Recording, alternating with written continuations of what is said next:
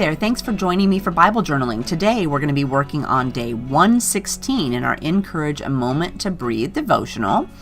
We're going to be working in Psalm 63 verses 3 through 4, and the verse is actually on the opposite page there underneath of the castle, so I decided I would go ahead and use the opposite page. So the image there is from Sassy Cheryl Stamps, and it is called Hello There Neighbor. I put a link to everything I use down in the description box in case you would like to pick something up and do something similar to this page. So the font I'm using there is called Chopped Chicken Beef, and I printed it out in the number or size 48, and I also put a link to that down in the description box. And what I'm doing here is I'm just using my Tombow marker to trace over the letters on the back that I put behind the page. I'm cheating on how to do some hand lettering and just sticking it on there, but I should have gessoed my page before I put the ink down, because this is a water pen and I forget every time I use it that it is water activated. So when I put the gesso on there, it's going to make it smear a little bit. So you're definitely going to want to gesso the page before you do it, or don't get it wet, is my thought on that. And I forget this every single time I use that pen, that I am not supposed to get it wet after I put it on the page. So I'm going to have to find some other pen to write on that I don't have to worry about, that still will work good with the gesso. So if you know of one, could you leave it down in the comment box and I will give it a try. So here I'm going to go ahead and give my page a couple coats of gesso, and I put it on top of my wording there, and then I discover that it's going to smear.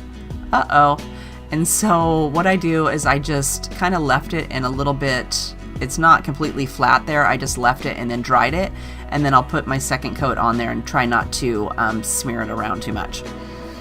And then of course I made the second mistake of going over it again with my pen after I gessoed it, so I reactivated the ink, so when I put some ink smushing on there later, it's going to make it run.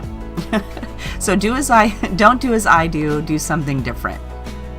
My little image down there, we're going to paint with some watercolors, and for that I'm going to use the Illustrated Faith watercolor set, the Jane Davenport Glitz C set, and then the Prima Decadent Pies watercolor palette. So I put all of those also down in the description box if you'd like to pick some up.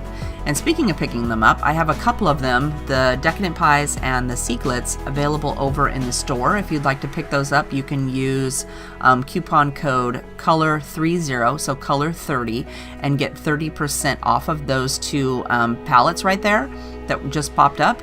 And they're in the add color category. So if you search for those, anything in the add color category, you can use that 30% off coupon code in case you'd like to shop at the store. I really appreciate you shopping with me.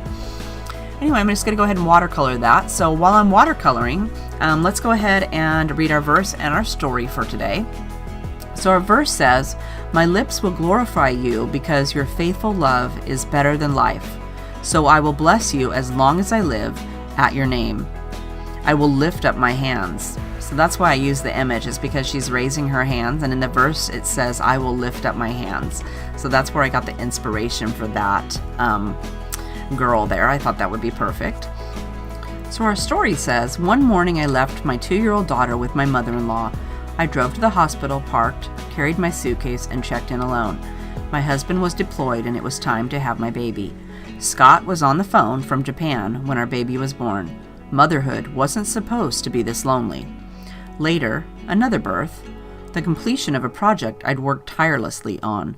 I was exhausted and thrilled and feeling vulnerable, and I shared my little treasure with a close friend, and she seemed to like it. Then she turned sharply, saying, 'But don't forget, there's nothing new under the sun.' Her motive might have been good, to keep me humble, but the words seemed out of place and mean-spirited. Friendship wasn't supposed to feel so raw. Friendship should be the place where you serve, encourage, and help carry each other, but sometimes there's nothing you can do. One dear friend has rheumatoid arthritis, and another has multiple sclerosis. My husband has Crohn's disease. We live in a broken world. Some days, life seems to crumble around us. Family can't or won't be there for us. Friends disappoint us. Our bodies fail us. Everyone and everything on earth will let us down, but God never does.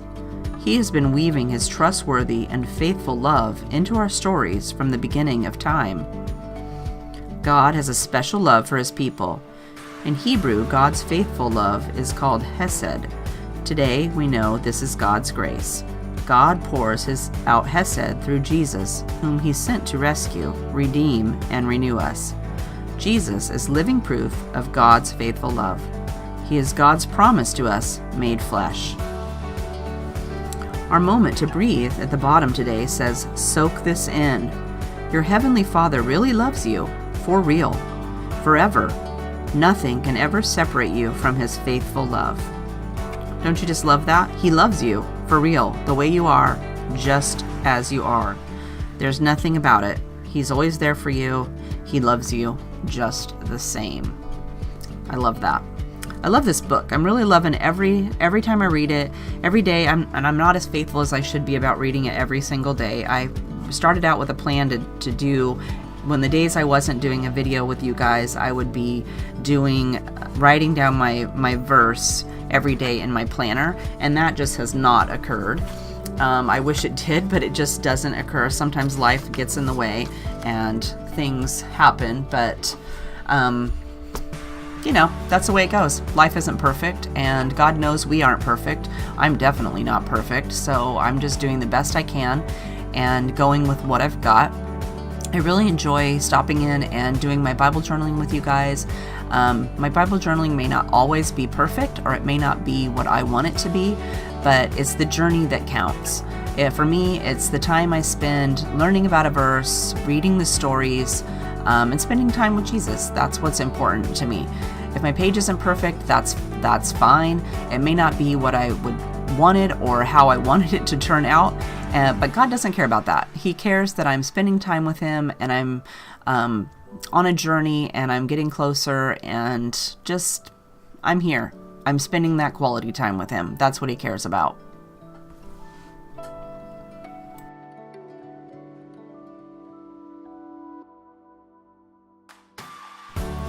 So anyway, if you're hesitant about trying Bible journaling because you're afraid of messing it up, God doesn't care about that. He cares that you are present and you are spending time with Him. That's what He cares about. Your page may not be perfect. It may not be what you wanted, but it's the time you're spending with Him that matters.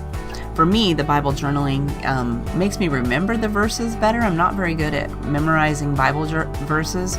I always forget, so if I have something to associate with it, like the little image there and how she's raising her arms in praise to Him, it helps me to remember how what I was learning that day, or what the story was I read in my devotional. It may be something different for you. Maybe Bible journaling isn't for you. You'd like to do something completely different. But for me, this gives me a chance to spend some time and reflect, and it helps me to remember the things I've read, because I'm terrible at that part. So anyway, I'm just finishing up my watercoloring there, and then I'm going to do some splatters on my page. I have to do some ink smushing. I cannot leave the page that plain. That's just not me. So I'm definitely going to have to add a little bit more color there. And I decided her cheeks were a little too pink, so I picked up some of that color and got rid of it. So here I've decided I better darken up my shoes because they just weren't dark enough. And then I'm going to get out a little piece of acetate, and here you're going to see me make my first mistake, because remember I redid that ink on top of my words after I gessoed it, and it's water reactivated, so it smushed that ink all over the place. And right now God was laughing because I was like, oh no, I have completely destroyed this page. But you know what? He doesn't care about that. He cares that I'm here, I'm present, I'm on a journey, and I'm just going to live with that mistake. I'll try to put a little bit of pink on it here in a little bit to cover it up so it's not quite so noticeable, but it doesn't matter. In the long run, it just doesn't matter. So I finished ink smushing. I'm going to splatter my page with some ink splatters because I like ink splatters. See, there I am trying to fix that big boo-boo. But in the long run, it just doesn't matter. So anyway, I'm going to do my ink splatters, and then I decided for my journaling today, because my verse is on the opposite page, I'm just going to write my verse over there on that blank space, and that will be my journaling for today, so that I will remember that's what I was working on. And then I always finish my page up with the date, so I can remember, come back later and remember what day I did it.